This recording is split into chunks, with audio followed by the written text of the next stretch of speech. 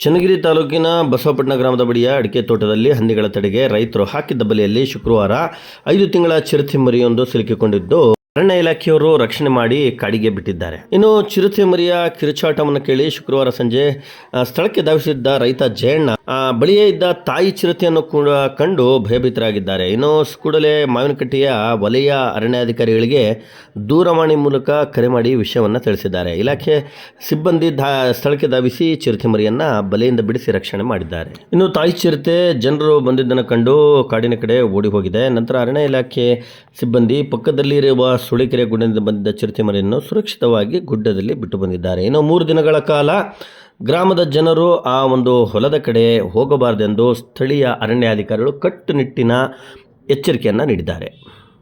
ಇತ್ತೀಚೆಗೆ ಸೂಳೆಕೆರೆಯ ಸುತ್ತಮುತ್ತ ಅರಣ್ಯ ಹೆಚ್ಚಾಗಿದ್ದರಿಂದ ಚಿರತೆಯ ಇರುವಿಕೆ ಕೂಡ ಸಾಕಷ್ಟು ಹೆಚ್ಚಾಗ್ತಾ ಇದೆ ಎಂದು ಅರಣ್ಯಾಧಿಕಾರಿಗಳು ತಿಳಿಸಿದ್ದಾರೆ. ಇದೇ ಸಂದರ್ಭದಲ್ಲಿ ಆದಷ್ಟು ಹೊಲದ ಕಡೆ ಹೋಗುವ ಸಂದರ್ಭದಲ್ಲಿ ಎಚ್ಚರಿಕೆಯನ್ನು ವಹಿಸಬೇಕು ಎಂದು ಸೂಚಿಸಿದ್ದಾರೆ.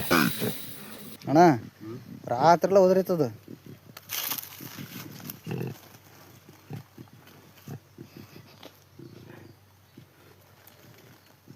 ಫಸ್ಟ್ ಬಿಚ್ಚಂದ ಈಗ ನೋಡಿ ಅಟ್ಯಾಕ್ ಮಾಡೋದು ಆಗ ಹೋಗಿಸ್ತಾನ ಅದನ್ನ ಏನು ತೆಗೆದು ಸಾಕು